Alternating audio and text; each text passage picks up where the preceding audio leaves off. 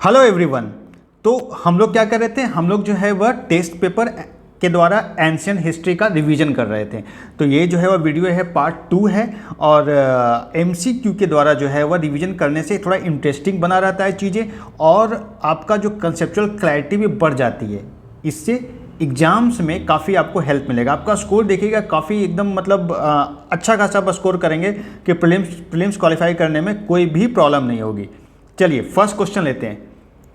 Buddha preached 4 Aryan truth regarding worldly suffering, which of the following is not included in it. Buddha ने सांसारिक दुखों के संबंध में 4 आर्य सत्यों का उपदेश दिया। निम्नलिखित में से कौन सा इसमें शामिल नहीं है? तो ऑप्शंस देख लेते हैं। द ग्रीफ, इसका मतलब दुख है। द ग्रीफ कम्युनिटी, दुख समुदाय। ग्रीफ प्रिवेंशन, दुख निरोध। ग्रीफ साइमुलक्रम, दुख प्रतिछाया। तो ये नहीं है, ये तीनों है। तो ऑप्शन डी जो है इसका आंसर हो जाएगा। ठीक है, चौथा कौन सा है? चौथा जो है वह दुख निरोध गामिनी प्रतिपदा, ये है चौथा। और सांसारिक दुखों से मुक्ति हेतु बुद्ध ने अष्टांगिक मार्ग की भी बात कही है। अष्टांगिक मार्ग में जो है वो उन्होंने क्या 8 बातें कही हैं?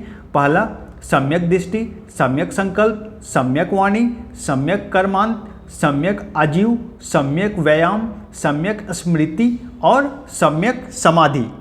ठीक है, तो ये 8 जो है आपको याद रखना, ये एग्जाम्स में पूछे जाते हैं। मैंने पहले ही बोला है, जैनिज्म और बुद्धिज्म एंशियंट हिस्ट्री का one of the most important chapter है, जहाँ से क्वेश्चन जो है वह सबसे ज़्यादा आने की संभावना होती है। ये समझ लीजिए एग्जामिनर का एकदम फेवरेट है, समझ लीजिए। और चैनल को अभी तक सब्सक्राइब नहीं किया दोस्तों तो सब्सक्राइब कर लीजिएगा, लाइक कीजिएगा और शेयर कीजिएगा। चलिए, consider the following statements regarding शैव धर्मा। शैव धर्म के संबंध में निम्नलिखित कथनों पर विचार कीजिए। फर्स्ट स्टेटमेंट है, the first clear description of linga puja is found in Matsya पुराना।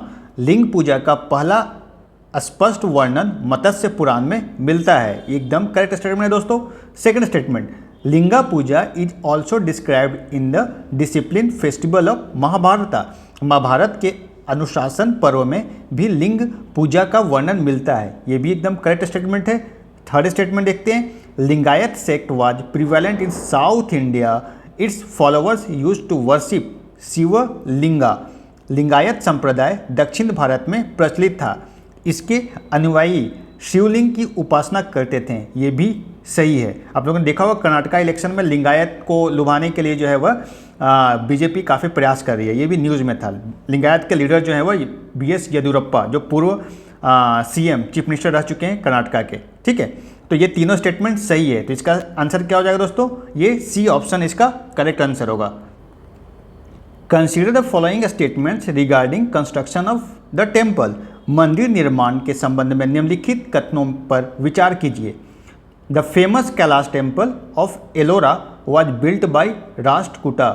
एलोरा के प्रसिद्ध कैलाश मंदिर का निर्माण राष्ट्रकूटों ने कराया था। राष्ट्रकूटों क्या था? राष्ट्रकूट डायनेस्टी आपने पढ़ा होगा, तो राष्ट्रकूटों के द्वारा किया गया था। एकदम सही स्टेटमेंट है। Second statement, Chola ruler Rajaraja one built the famous Rajarajeshwara Shaiva temple in Tanjore. Chola शासक राजराज प्रथम ने तंजौर में प्रसिद्ध राजेश्वर शैव मंदिर का निर्माण करवाया था। ये भी एकदम सही स्टेटमेंट है दोस्तों। से थर्ड स्टेटमेंट है, Rajarajeshwara temple is also known as Brihadeshwara temple. ये भी एकदम करेक्ट स्टेटमेंट है। बृहदेश्वरा टेम्पल जो है वह आप लोगों ने पढ़ा होगा, नागरा स्टाइल और द्रविड़ा स्टाइल। द्रविड़ा जो स्टाइल का टेम्पल है उसका बहुत ही अच्छा नमूना है बृहदेश्वरा टेम्पल। ठीक है, तो ये भी स्टेटमेंट जो है वह सही है। तो इसका आंसर क्या हो जाएगा? Option D, all the above. पूरा मस्ती में पढ़िए एकदम, एक एक फैक्ट आपको जब दिमाग में घुस जाएगा ना, क्वेश्चन देखिएगा, मारिए एकदम आराम से। ठीक है, एकदम फ्राक से एकदम करेक्ट होगा और आपका स्कोर जो एकदम 100 तो हो ही जाएगा। ठीक है, चलिए, मेजर सेक्ट और आचार्य आज कौन है उसको मैच करना है। ठीक है, तो वैष्णव सेक्ट संप्रदाय किन से रिलेटेड है? ये रामानुजन से रिलेटेड है। एकदम सही है। ब्रह्म सेक्ट का मतलब क्या होता है? संप्रदाय। तो ब्रह्म संप्रदाय जो है वह उससे रिलेटेड है आनंद तीर्थ जी। ये भी एकदम करेक्ट स्टेटमेंट है। रुद्र सेक्ट उससे रिलेटेड कौन है? वल्लभाचार्य जी। और सनक संप्रदाय उससे रिलेटेड है निम्बार्क। तो ये सारे स्टेटमेंट जो है वह करेक्टली मैच्ड हैं, तो ये इसका आंसर हो जाएगा सी। ठीक है, ए से 1, बी से 2, सी से 3, डी से 4। Consider the following statements regarding the epic period. महाकाव्य काल के संबंध में निम्नलिखित कथनों पर विचार कीजिए। पहला है, in the epic period there was mainly a dominance of monarchy. महाकाव्य काल में मुख्य रूप से राजतंत्र का बोलबाला था। एकदम ही सही स्टेटमेंट है। There is also a mention of 5 republican states in Mahabharat. Mahabharat में 5 गणतंत्रात्मक राज्यों का भी उल्लेख मिलता है। एकदम सही स्टेटमेंट है। There was a union of this 5 whose president was Krishna. Under this union each group had autonomous governance. In 5 का एक संघ था जिसके अध्यक्ष कृष्ण थे। इस संघ के अंतर्गत प्रत्येक गण को स्वायत्त शासन प्राप्त था। एकदम सही स्टेटमेंट है। तो तीनों स्टेटमेंट इसका सही है। Option D would be the answer. Out of 16 Mahajanapadas mentioned in the list of Anguttara body और Nikaya, Anguttara Nikaya, there were 2 types of states. In this regard consider the following statement. Anguttara Nikaya की सूची में जिन 16 महाजनपदों का उल्लेख हुआ, इनमें 2 प्रकार के राज्य थे। इस संबंध में निम्नलिखित कथनों पर विचार कीजिए। पहला स्टेटमेंट देखिए, मोनार्की, जिसको राजतंत्र कहते हैं। In this the head of the state was king. इनमें राज्य का अध्यक्ष राजा होता था। एकदम सही स्टेटमेंट है। रिपब्लिक, जिसको गणतंत्र हिंदी में कहते हैं। Such states were not ruled by the king but by republic और द यूनियन। ऐसे राज्यों का शासन राजा द्वारा न होकर गण अथवा संघ द्वारा होता था। एकदम स्टेटमेंट सही है दोस्तों। तो दोनों स्टेटमेंट सही है यहाँ पे, तो ऑप्शन सी इसका आंसर हो जाएगा। Consider the following statement regarding the successor of Udayin and the end of Haryanka dynasty. तो उदाइन के उत्तराधिकारी तथा हर्यक वंश के अंत के संबंध में निम्नलिखित कथनों पर विचार कीजिए। पहला statement, in the Buddhist text there is mention of 3 son of Udayin. These 3 have been called पितृहंता और पैट्रिसाइडर। बौद्ध ग्रंथों में उदाइन के 3 पुत्रों का उल्लेख है। इन तीनों को पितृहंता कहा गया है। एकदम सही है। ये अपने फादर की हत्या कर दिया था। और तीनों पुत्रों का नाम क्या क्या था? एक का नाम अनिरुद्ध था, दूसरा मुंडक, तीसरा नागदशक। सेकंड स्टेटमेंट देखते हैं। The last king Nagdas was somewhat famous. In the Puranas, he is called Darshak. These 3 rulers were very weak and luxurious. अंतिम राजा नागदशक कुछ प्रसिद्ध था। पुराण में उसे दर्शक कहा गया है। इन तीनों शासक अत्यंत निर्बल और विलासी थे। एकदम सही है। एनसीईआरटी में आप लोगों ने जरूर पढ़ा होगा, दूसरे में भी इनके बारे में दिया हुआ है। Next statement, the people remove this patriarchs from throne and made qualified amatya named Shishunaga. The king and the new dynasty that was established in Magadha became the famous Shishunaga dynasty. जनता के इन प्रतिहंताओं को सिंहासन से उतारकर शिशुनाग नामक एक योग्य अमात्य को राजा बनाया और मगध में जिस नवीन वंश की स्थापना हुई वह शिशुनाग वंश हुआ। तो मगध के बाद जो है वह हर्यक डायनेस्टी के बाद शिशुनाग डायनेस्टी के बारे में आपने पढ़ा होगा। ठीक है, तो तीनों जो है स्टेटमेंट है वह सही है। तो इसका आंसर क्या हो जाएगा? All the above D. Who was the founder of Jainism and first तीर्थंकर। जैन धर्म के संस्थापक एवं प्रथम तीर्थंकर कौन थे? तो प्रथम तीर्थंकर थे आपके कौन थे? ऋषभदेव। टोटल कितने तीर्थंकर हुए हैं? 24 तीर्थंकर टोटल हुए हैं। और 24वें तीर्थंकर कौन थे? महावीर। ठीक है, चलिए नेक्स्ट क्वेश्चन लेते हैं। Consider the following statements regarding Magadh empire. Magadh साम्राज्य के संबंध में निम्नलिखित कथनों पर विचार कीजिए। The economic prosperity of Magadha made the capital Pataliputra a major centre of education and literature. Magadh की आर्थिक समृद्धि ने राजधानी पाटलिपुत्र को शिक्षा एवं साहित्य का प्रमुख केंद्र बना दिया। एकदम सही है ये। व्याकरणचार्य जिनको Panini was a friend of Mahapadmananda and he received the education by staying in Pataliputra. ये भी एकदम 100% सही है। थर्ड स्टेटमेंट है, the range of Magadha Mahajanapada extended from Ganga in the north to Vindhya mountain in the south, Chamba in the east to Son river in the west. एकदम सही है ये। मगध महाजनपद की सीमा उत्तर में गंगा से दक्षिण में विंध्य पर्वत तक, पूर्व में चंपा से पश्चिम में सोन नदी तक विस्तृत थी। एकदम ये सही स्टेटमेंट है। तो तीनों स्टेटमेंट जो है आपका ये करेक्ट है। तो ऑप्शन जो है इसका हो जाएगा ऑप्शन डी जो है ये करेक्ट आंसर होगा इसका। Consider the following statements regarding administrative division of Alexander the great. Sikandar के प्रशासनिक विभाजन के संबंध में निम्नलिखित कथनों पर विचार कीजिए। पहला स्टेटमेंट देखते हैं हम लोग। Before the arrival of Alexander, north west India was divided into many small states. Alexander conquered them and established political unity in these parts. Sikandar के आगमन के पूर्व पश्चिमोत्तर भारत अनेक छोटे छोटे राज्यों में विभक्त था। सिकंदर ने उन्हें विजित कर इन भागों में राजनीतिक एकता की स्थापना की। एकदम सही स्टेटमेंट है दोस्तों। He divided the entire region into 4 administrative unit. उसने इस संपूर्ण प्रदेश को 4 प्रशासनिक इकाइयों में विभक्त किया। ये भी सही स्टेटमेंट है। He establish the kingdom in the lower part of Indus river. Through this work Sikandar indirectly promoted Indian unity. ये भी सही है। उसने सिंधु नदी के निचले भाग में एक जो राज्य स्थापित किया उसका छत्रप पिथोन को बनाया गया। अपने इस कार्य द्वारा सिकंदर ने अप्रत्यक्ष रूप से भारतीय एकता को प्रोत्साहन दिया। तो तीनों स्टेटमेंट जो है वह करेक्ट है। आप लोग साथ साथ भी दोस्तों प्रैक्टिस कर सकते हैं। आप लोग पॉज कर लिया करिए, उसके बाद क्वेश्चन पढ़ लिया करिए और अपना आंसर कमेंट बॉक्स में भी दे सकते हैं या फिर खुद से भी अपना प्रैक्टिस कर सकते हैं। इससे क्या रहेगा, जब साथ साथ प्रैक्टिस करिएगा ना तो आपका जो माइंड जो बहुत एक्टिव रहेगा, समझ रहे हैं। तो माइंड जब एक्टिव रहेगा तो आपका कंसंट्रेशन जो है वह काफ़ी हाई रहेगा। उससे जो है वह दिमाग में ज़्यादा चीज़ें घुसेगी और मज़ा भी आएगा कि साथ साथ आप प्रैक्टिस कर रहे हैं।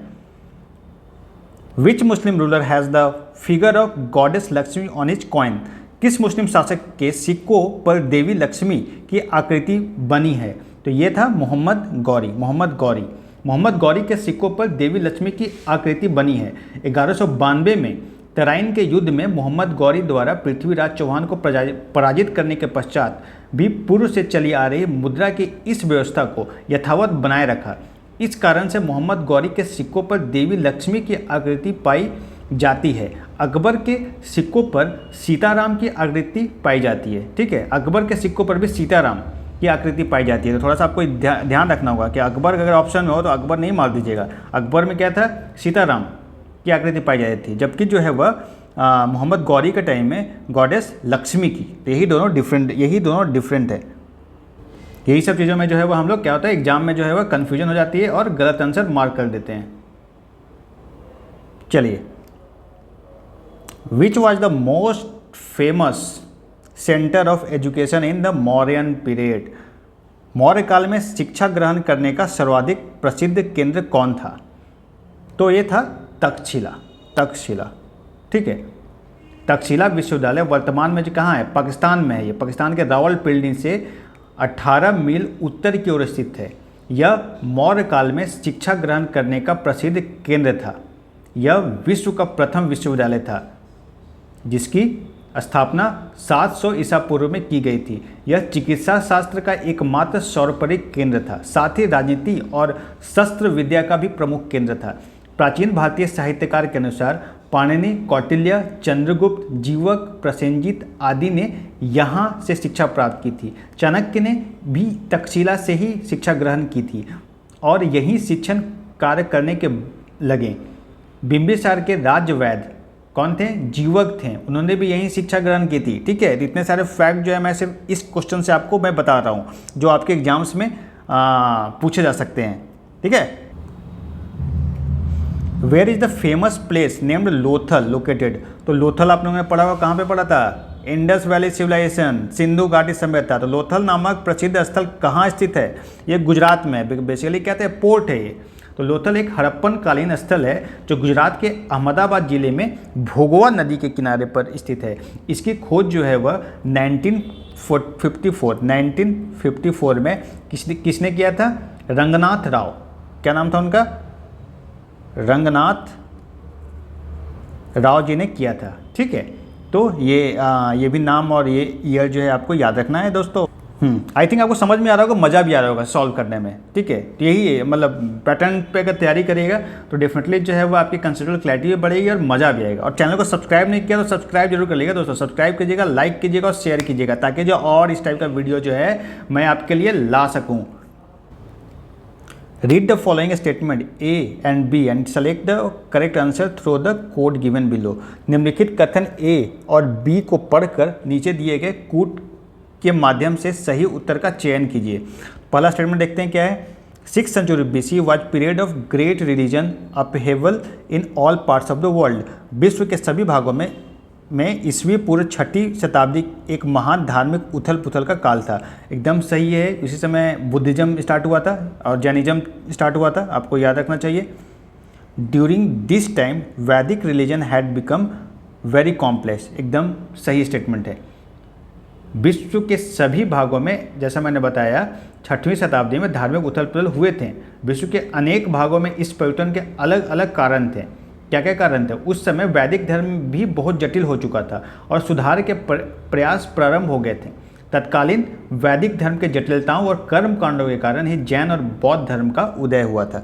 ठीक है, तो ये कंसेप्चुअल मैंने आपको बता दिया, कंसेप्ट इसके पीछे क्या है और इसका स्टेटमेंट करेक्ट क्या हो जाएगा, बोथ ए एंड बी।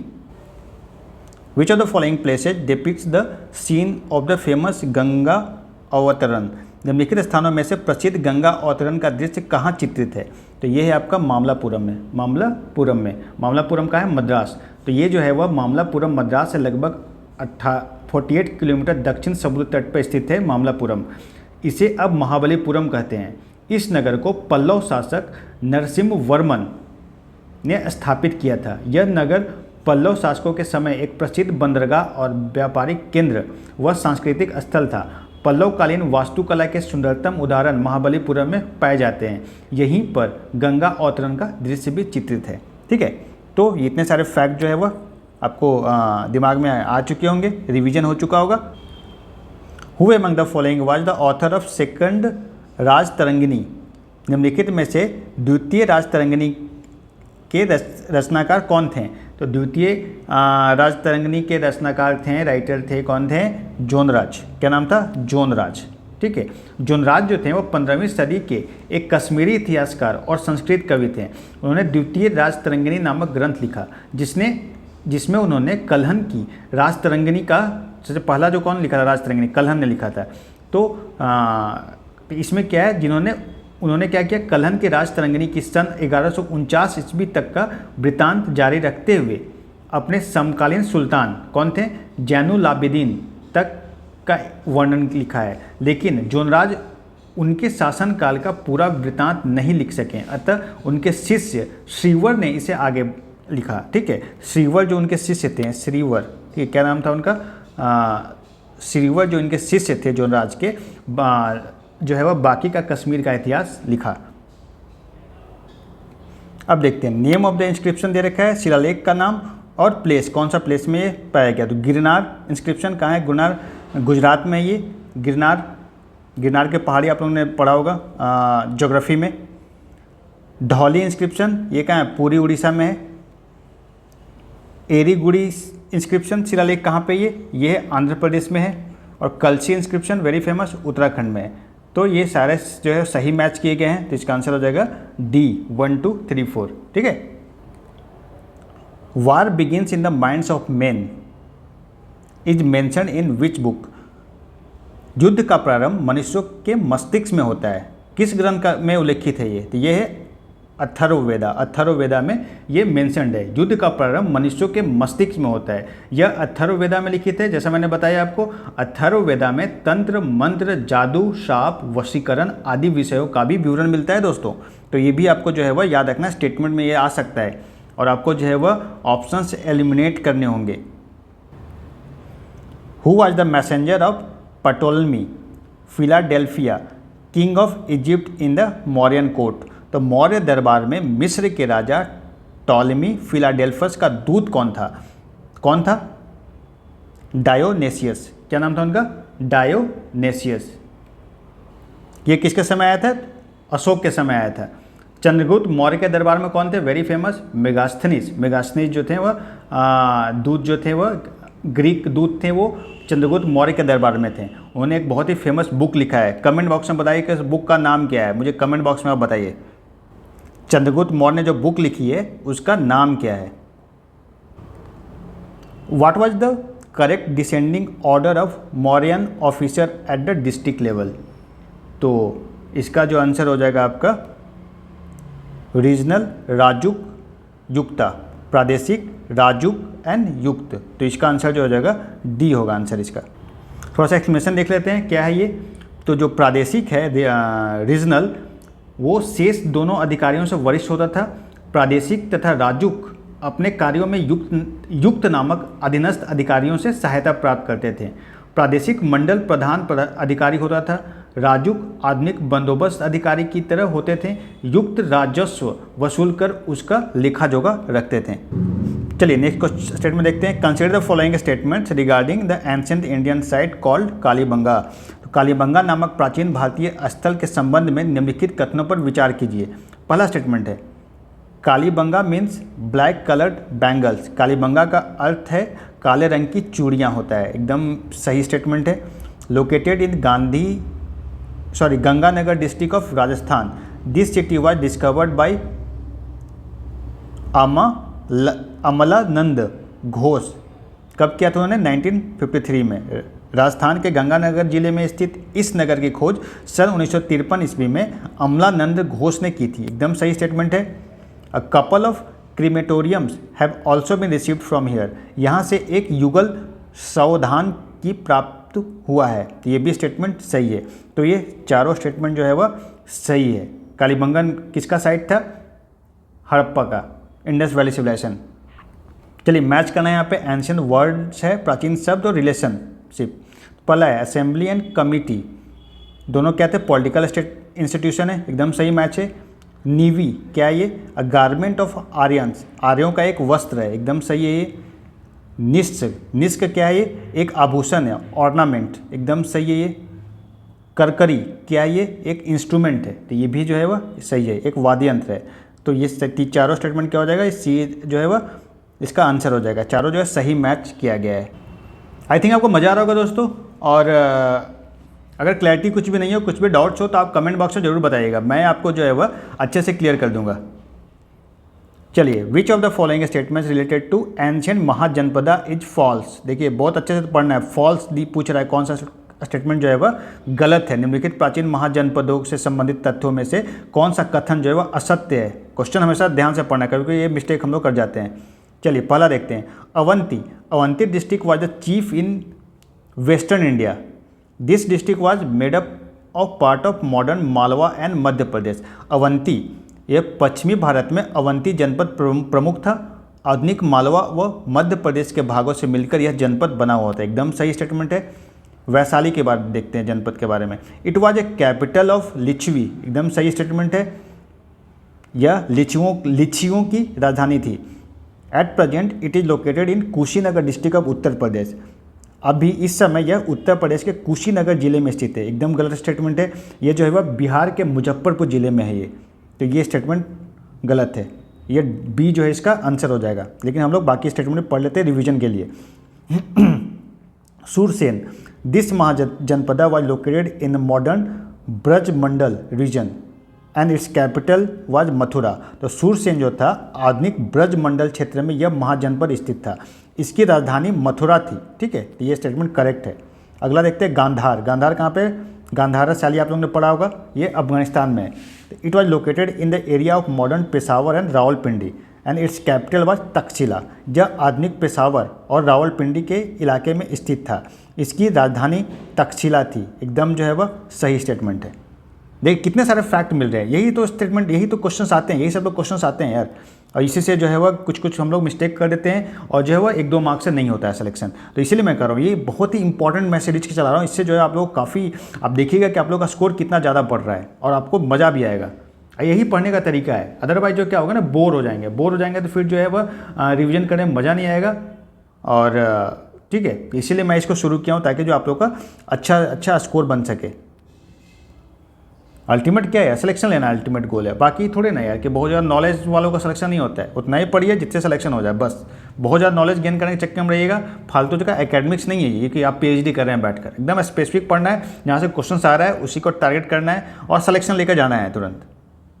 तो consider following statement regarding Gupta period, क्या है, गुप्त काल के संबंध में निम्नलिखित कथनों पर विचार कीजिए। पहला है, Gupta period is called the classical age due to the progress of literature, science and art. Gupta काल को साहित्य, विज्ञान तथा कला की प्रगति के कारण क्लासिकल युग कहा जाता है। एकदम सही स्टेटमेंट है। In the Gupta period there were world renowned mathematician and astrologers, क्या क्या नाम था, आर्यभट्ट और वरामिहिर। गुप्त काल में ही आर्यभट्ट तथा वरामिहिर जैसे जगत प्रसिद्ध गणितज्ञ एवं ज्योतिषाचार्य हुए थे। एकदम सही स्टेटमेंट है, दोनों स्टेटमेंट यहाँ सही है। सी जो है वो इसका आंसर हो जाएगा। चलिए नेक्स्ट क्वेश्चन लेते हैं। विच of the following was characteristic of Chola administration, निम्नलिखित में से चोल प्रशासन की विशेषता क्या थी। तो पहला थे पावरफुल काउंसिल ऑफ मिनिस्टर, एकदम गलत। पावरफुल किंग, गलत। डिसेंट्रलाइजेशन ऑफ फाइनेंशियल गवर्नेंस, ये भी गलत है। ऑटोनोमस विलेज एडमिनिस्ट्रेशन, ठीक है। स्वायत्त शासी ग्राम प्रशासन, यही था खासियत चोला एडमिनिस्ट्रेशन का। चोला प्रशासन के मुख्य विशेषताएं थी यही विलेज एडमिनिस्ट्रेशन। उनके अभिलेखों में 3 प्रकार की ग्राम सभाओं का उल्लेख मिलता है, जिसको क्या क्या कहते हैं, आप लोग नाम भी नोट कर सकते हैं। ऊर कहते थे, सभा तथा नगरम, ठीक है। ये तीनों जो है वह 3 टाइप के जो है ग्राम सभाओं का उल्लेख किया गया है। ऊर जो है वह सर्वसाधारण लोगों की सभा थी, जबकि सभा अग्रहार ब्राह्मणों की संस्था थी और नगरम व्यापारियों की समिति थी, ठीक है। तो चोला साम्राज्य के बारे में हम लोग को इतना जानकारी मिलता है। ये भी क्वेश्चन काफ़ी जगह पूछा जा चुका है, यूपीएससी, यूपीपीसीएस, बीपीएससी, हर जगह ये क्वेश्चन आया है। तो दोस्तों आज का सेशन हम लोग यहीं ख़त्म करते हैं, हम लोग फिर नेक्स्ट वीडियो में मिलेंगे। और आप लोग इसी तरह से रिवाइज करते रहें और शेयर करें, लाइक करें, सब्सक्राइब करें हमारे चैनल को। तब तक के लिए जो है वह जय हिंद।